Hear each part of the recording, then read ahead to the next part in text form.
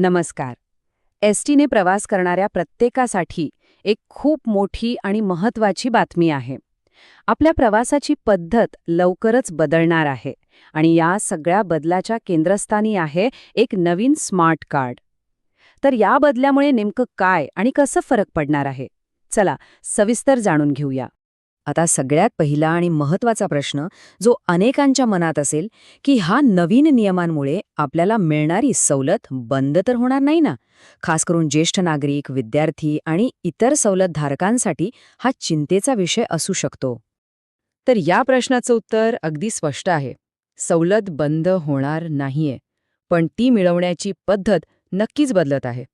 जर आपण एसटीच्या कोणत्याही सवलतीचा लाभ घेत असाल तर हे नवीन एनसीएमसी स्मार्ट कार्ड घेणं आता बंधनकारक म्हणजे कंपल्सरी आहे. एक गोष्ट पक्की लक्षात ठेवा, या कार्डशिवाय सवलत मिळणार नाही. बरं, मग हे एनसीएमसी कार्ड म्हणजे नेमकं आहे तरी काय? आणि ते आपल्यासाठी इतकं महत्त्वाचं का बनलं आहे? चला, आता हेच सविस्तर समजून घेऊया. एनसीएमसी म्हणजेच नॅशनल कॉमन मोबिलिटी कार्ड. हे भारत सरकारच्या एक देश एक कार्ड या मोठ्या योजनेचाच एक महत्त्वाचा भाग आहे. अगदी सोप्या भाषेत सांगायचं झालं तर हे एक असं जादुई कार्ड आहे जे आपल्या प्रवासाच्या अनेक गरजा एकटं पूर्ण करणार आहे. आणि या कार्डची सगळ्यात भारी गोष्ट काय माहितीये? याची व्यापकता. विचार करा, हे फक्त आपल्या एसटी बसपुरतं मर्यादित नाहीये. अहो, हे एकच कार्ड मुंबईच्या बेस्ट बसमध्ये चालेल, मेट्रो आणि रेल्वेमध्ये चालेल, टोल नाक्यावर चालेल, पार्किंगसाठी वापरता येईल आणि इतकंच नाही तर दुकानात खरेदीसाठी सुद्धा वापरता येणार आहे. म्हणजे आता खिशात वेगवेगळी कार्ड्स आणि सुट्या पैशांची कटकटच संपली म्हणून समजा. पण मग पुढचा प्रश्न, हे कार्ड सगळ्यांनाच काढणं बंधनकारक आहे का? तर याचं उत्तर आहे नाही. नियम वेगवेगळ्या प्रवाशांसाठी वेगवेगळे आहेत. ते नेमके काय आहेत हेच आता आपण समजून घेऊया. तर हा मुद्दा सगळ्यात महत्त्वाचा आहे, जरा नीट लक्ष द्या. जर आपण सवलतीचा लाभ घेत असाल तर आपल्यासाठी हे एनसीएमसी कार्ड काढणं बंधनकारकच आहे. आणि फक्त कार्ड काढून चालणार नाही, त्याला आधार लिंक करणंही तितकंच आवश्यक आहे, नाहीतर सवलत मिळणार नाही. पण जे प्रवासी पूर्ण तिकीट काढून प्रवास करतात त्यांच्यासाठी सध्या तरी ही सक्ती नाहीये. अर्थात भविष्यात कॅशलेस प्रवासासाठी त्यांनाही हे कार्ड वापरण्यास प्रोत्साहन दिलं जात आहे. आता सवलतधारक म्हणल्यावर नक्की कोण कोण येतं हेही स्पष्ट करून घेऊया. तर यामध्ये येतात आपले 65 आणि 75 वर्षांवरील ज्येष्ठ नागरिक, महिला सन्मान योजनेचा लाभ घेणाऱ्या महिला, विद्यार्थी, दिव्यांग व्यक्ती आणि स्वातंत्र्य सैनिक. या सगळ्या गटांचा यात समावेश आहे. त्यामुळे आपण जर यापैकी कोणत्या गटात मोडत असाल तर हे कार्ड आपल्यासाठी अत्यंत आवश्यक आहे. पण प्रश्न पडतो की एसटी महामंडळ एवढा मोठा बदल का करतंय? यामागे एक मोठा ध्येय आहे आणि महत्त्वाचं म्हणजे यात प्रवाशांचेही अनेक फायदे आहेत. चला तर मग बघूया काय आहेत हे फायदे आणि उद्दिष्ट. 2026 हे वर्ष जरा लक्षात ठेवा. का? कारण हे वर्ष एसटीच्या प्रवासात एका खूप मोठ्या परिवर्तनाचं लक्ष आहे.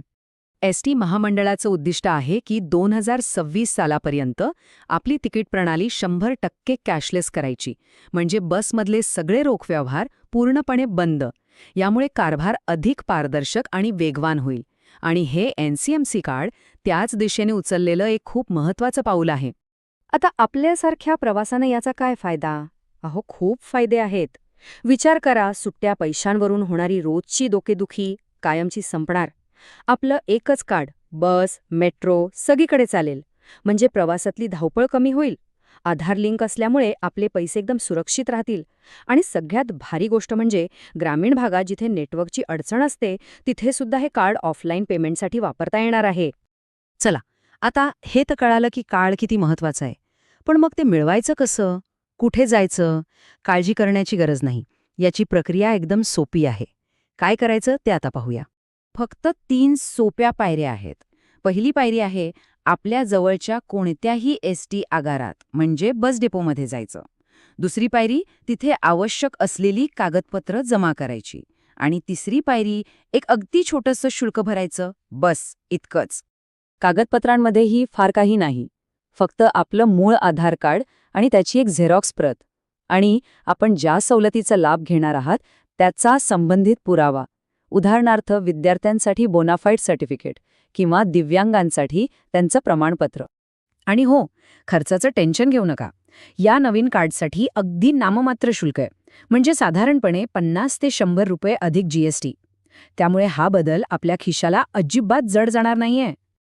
आता ही एक शेवटची पण सगळ्यात महत्वाची सूचना. याकडे अजिबात दुर्लक्ष करू नका. जर आपल्याकडे एसटीचं जुनं स्मार्ट कार्ड असेल तर आजच्या आज त्याची मुदत संपण्याची तारीख तपासा. का? कारण बऱ्याच जुन्या कार्ड्सची मुदत 2024-25 मध्ये संपत आहे आणि जर वेळेवर नवीन NCMC कार्ड काढलं नाही तर मिळणारी सवलत थांबू शकते. त्यामुळे अजिबात उशीर करू नका.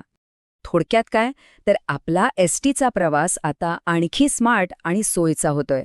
आपण जर सवलतीधारक असाल तर हे कार्ड आपल्यासाठी अनिवार्य आहेच. आणि जरी नसाल तरी भविष्यातल्या कॅशलेस प्रवासाचा भाग होण्यासाठी हे कार्ड काढून ठेवणं खूपच फायद्याचं ठरणार आहे. तेव्हा अजिबात वेळ न घालवता आपल्या जवळच्या आगारात जा आणि आपलं कार्ड आजच अपडेट करून घ्या आणि या नव्या प्रवासासाठी तयार व्हा.